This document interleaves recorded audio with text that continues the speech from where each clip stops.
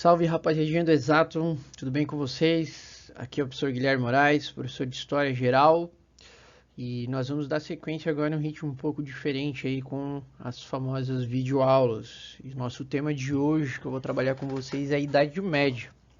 Vou trabalhar um pouquinho mais completo com vocês, por mais que dentro da apostila de vocês são, dividido por módulos, eu vou trabalhar uma parte mais linear aí com a questão cronológica para tentar facilitar um pouquinho com vocês, beleza? Então faça o acompanhamento das aulas e juntamente com a apostila para que aí a gente possa estar conectando as ideias da videoaula com o material COC de vocês aí, beleza? Então antes da gente iniciar a parte de Idade Média na Europa Ocidental, nós precisamos trabalhar e abordar um pouquinho sobre a Idade Média Oriental também, né? O que vocês estão vendo no mapa aí, tanto na cor verde como laranja, isso é uma representação desse mapa do antigo Império Romano, que deixa de existir em 476 d.C. Então há um marco quase que consensual entre os historiadores aí de modo geral, que a Idade Média ela inicia com a queda do Império Romano. Então quando o lado verde de vocês aí acaba caindo sobre a invasão dos germânicos, o lado laranja, que é o Império Romano do Oriente, ele permanece, ele continua existindo aí.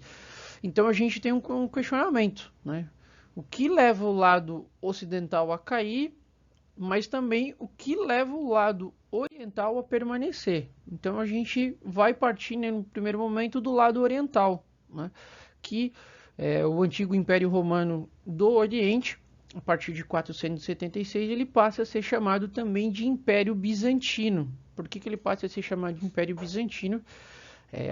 Dito que essa região ela havia sido controlada anteriormente por um rei chamado Bizes, que havia até mesmo se convertido ao cristianismo. Então era a região de Bizâncio. Por isso que após a queda do Império Romano do Ocidente, o lado oriental passa a ser chamado de Império Bizantino. Quais são os fatores, e aí conectando para vocês uma aula mais rápida e direta, que levam então o lado bizantino a permanecer, já que o lado ocidental ele se fragmenta? Nós temos uma série de fatores aí que vão então justificar essa permanência. Então estou pontuando duas situações com vocês aí que são importantes para o vestibular. A primeira delas que é a diversidade econômica. Nós vamos perceber que essa região ela acaba sendo banhada pelo mar Mediterrâneo, uma rota comercial.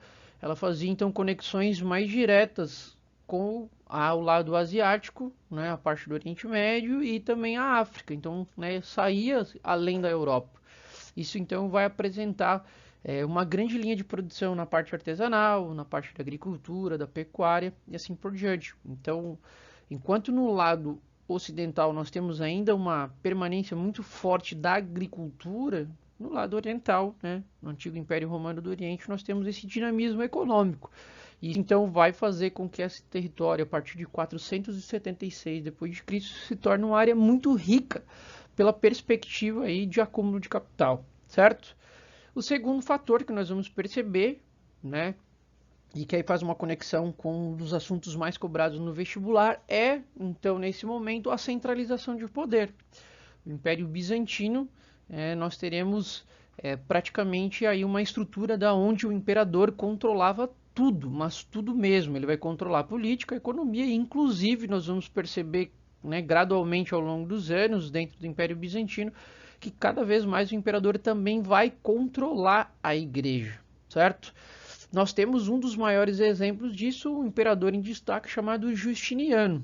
Ele, inclusive, vai ser responsável por silenciar uma revolta aristocrática, devidamente às políticas expansionistas. Ele vai cobrar uma série de impostos gerais e isso vai acabar, consequentemente, desagradando uma aristocracia, grandes proprietários de terras.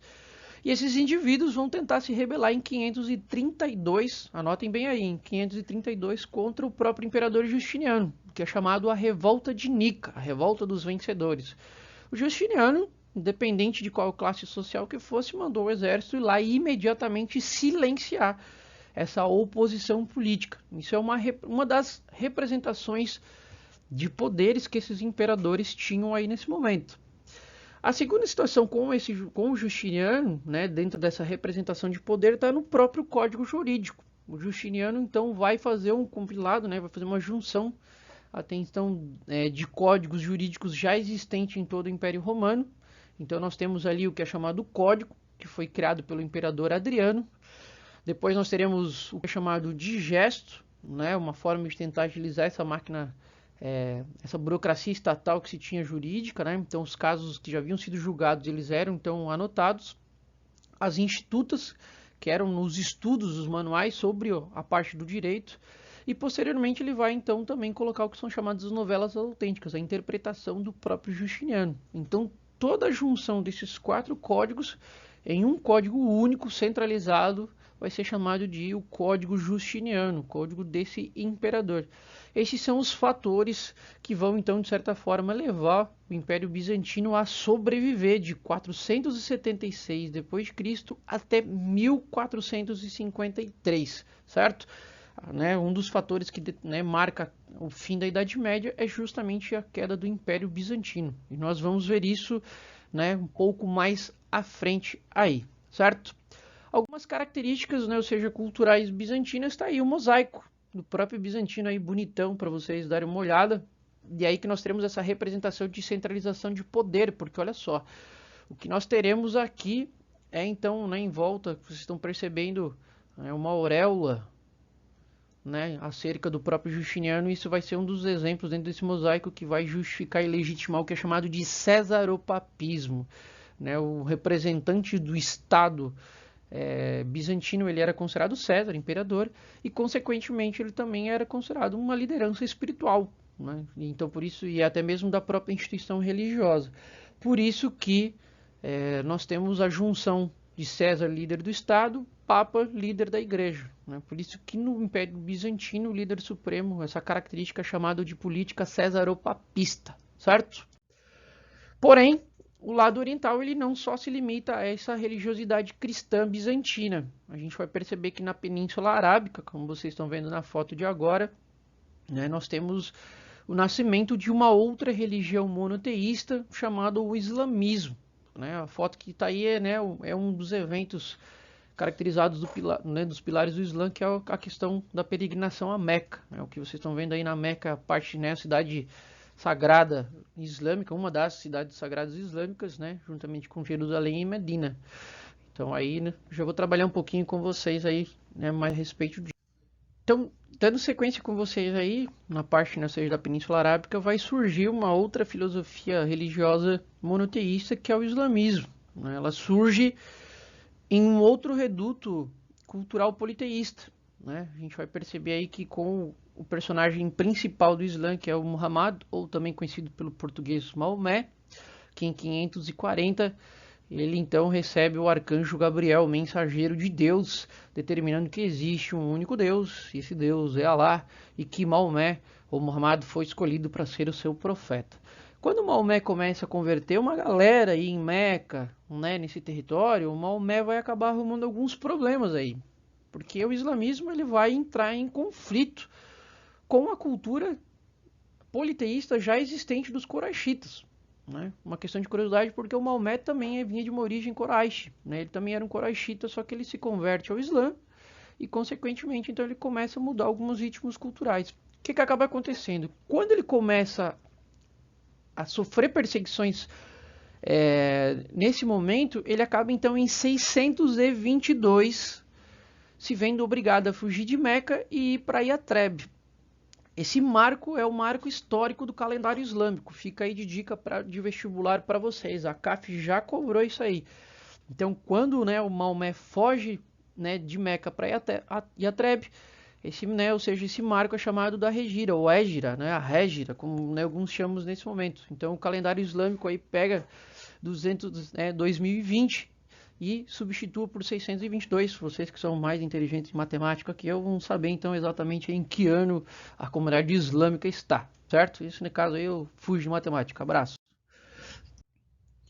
Então, dando sequência, quando Maomé foge para Yatreb, posteriormente, ou seja, morte de Maomé, a cidade é rebatizada como Medina em homenagem, chamado de a cidade, ou seja, do profeta. Maomé é muito bem aceito em Atreb, né? Então o islamismo se propaga nesse território muito facilmente. E como resposta, o islamismo vai acabar então, né, juntamente com Maomé e seus discípulos, conquistando Meca em 630. E aí então nós temos alguns pontos, né, ou seja, de referência dessa conquista, que é a questão da Qibla, né, ou seja, o que é chamado, né, ou seja, a Pedra Negra, né, que é um meteorito, referência. São pontos, eu vou pontuar rapidinho com vocês e aí vocês, né, ou seja, trabalhem um pouquinho com a apostila, com as informações, para a gente não tomar o nosso tempo aqui, certo? As hadiths também, né, os ensinamentos diários islâmicos, a política, né, ou seja, de divisão entre sunitas e xiitas e tudo mais, né, questão posteriormente. Mas o ponto importante aí de vestibular para vocês são os 5 pilares islâmicos também que podem cair nesse momento, que é, ou seja, são as 5 orações diárias, o testemunho de fé, né, quando se converte ao islamismo de que só existe um Deus e esse Deus é Alá, e, né, ou seja, o profeta Muhammad é o seu profeta. A zakat, que é a contribuição anual, né, de tudo que você arrecadou economicamente, você tem que dar uma porcentagem para as comunidades carentes. O Ramadã, que são os 30 dias de jejum durante a luz do dia, certo? E aí, se você tiver condições financeiras e econômicas, fazer uma peregrinação a Meca. Como é que o islamismo conseguiu, né, ter uma expansão, né, durante, né, ou seja, né, mesmo com o Maomé e depois de Maomé, né? Lembrando que o Maomé acaba falecendo em 632 e depois seus sucessores vão acabar expandindo o islamismo, né, para frente. Justamente porque o islamismo, diferente do cristianismo a essa época, ele não vai condenar o comércio. Ele, né, muito pelo contrário, ele vai estimular o comércio também. Isso então vai fazer com que, junto com as rotas comerciais, o islamismo fosse propagado. Né? A gente vai perceber que não só as rotas terrestres no Oriente Médio, né, que vão fazer conexão para a Ásia, mas principalmente as rotas navais no Mar Mediterrâneo, conectando a Europa e a África, serão pontos estratégicos para a comunidade islâmica. E aí então nós teremos o islamismo chegando, então, mais ou menos por volta de 800 depois de Cristo, conquistando até mesmo a Península Ibérica, territórios, né, que hoje a gente conhece como Espanha e Portugal. Então a gente percebe essa expansão aí nesse momento.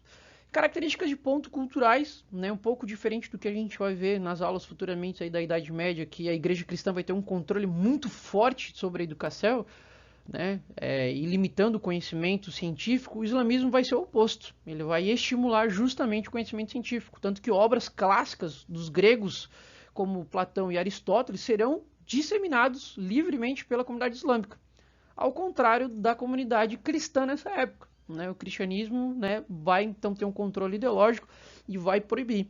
Então, por isso que nós teremos um grande desenvolvimento de matemática, da medicina, da arquitetura, da engenharia, até mesmo na parte química, né, para cunhar moedas nesse momento, como característica, então, ou seja, da comunidade islâmica, certo?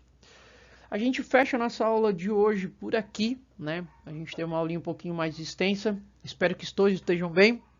Caso tenham dúvida, dê um salve no Unimestre aí que a gente responde quando puder, certo? No mais, um forte abraço para vocês. Fiquem em casa, né? Estudem bastante aí e tamo junto. Até a próxima aula.